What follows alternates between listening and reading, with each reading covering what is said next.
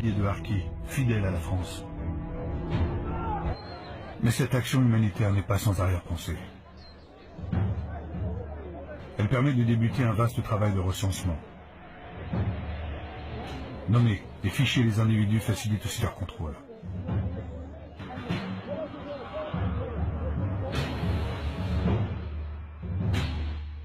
Dans ces villages, les militaires vont armer des bénévoles. Ce sont les groupes d'autodéfense. Chaque volontaire reçoit un fusil. Un simple fusil de chasse. Un fusil et une mission. Interdire toute approche des maquisards de l'ALN. Mais ce village, c'est encore un coin de France. Et comme dans toutes les guerres, l'étendard doit être levé. Fidèles patriotes français pour les uns, traîtres algériens pour les autres. Les hommes de cette armée improbable, et pourtant si fiers, s'engagent sans le savoir vers leur tragique destin. La deuxième zone créée par les militaires est la zone de pacification. Là encore, le ministre vient lui-même armer la population pour qu'elle se défende de l'ALN. On lui fait allégeance, on lui baise la main. Lacoste, l'ancien résistant, n'a pas compris que l'ordre du vieux monde est en train de changer.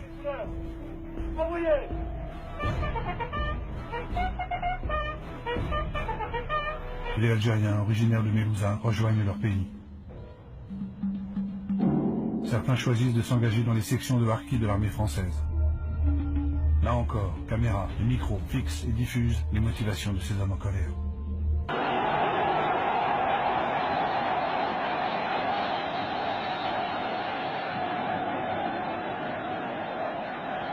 Je vous ai compris.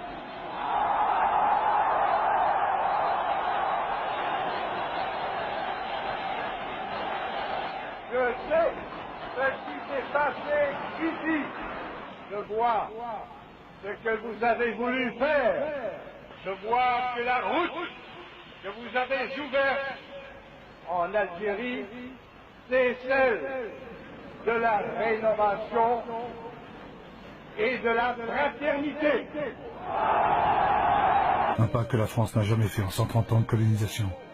Donner aux musulmans les mêmes droits et les mêmes devoirs qu'aux Français. Et pour cela, vous inscrire sur la liste électorale.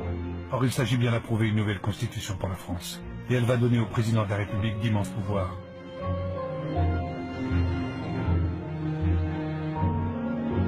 L'évolution, c'est que tous les Algériens musulmans peuvent s'exprimer. La pleine citoyenneté leur est accordée enfin. Et pour la première fois de leur vie, les femmes musulmanes ont le droit de voter.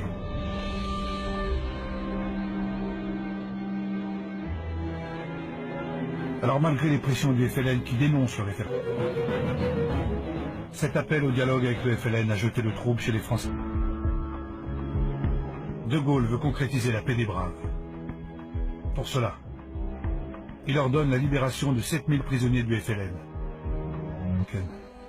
Et le meilleur chasseur de Français de souche nord-africaine.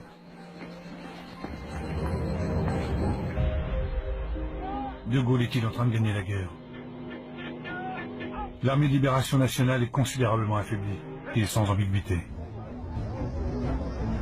6 millions de votants répondent oui et à peine 16 000 répondent non.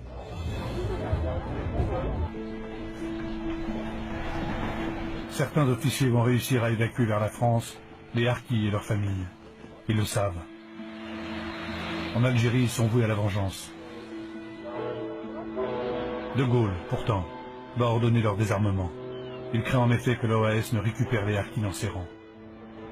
Et c'est un télégramme classé secret, signé par le ministre de l'Algérie qui interrompt les évacuations. Demande à haut-commissaire de rappeler que toute initiative individuelle tendant à installer en métropole des Français musulmans sont strictement interdites. Aviser tout chef SAS et commandant d'unité. Après l'indépendance, des dizaines de milliers de harkis vont être massacrés par le FLN, qui les considère comme des traîtres. C'est l'une des profondes et douloureuses cicatrices de cette guerre qui s'achève.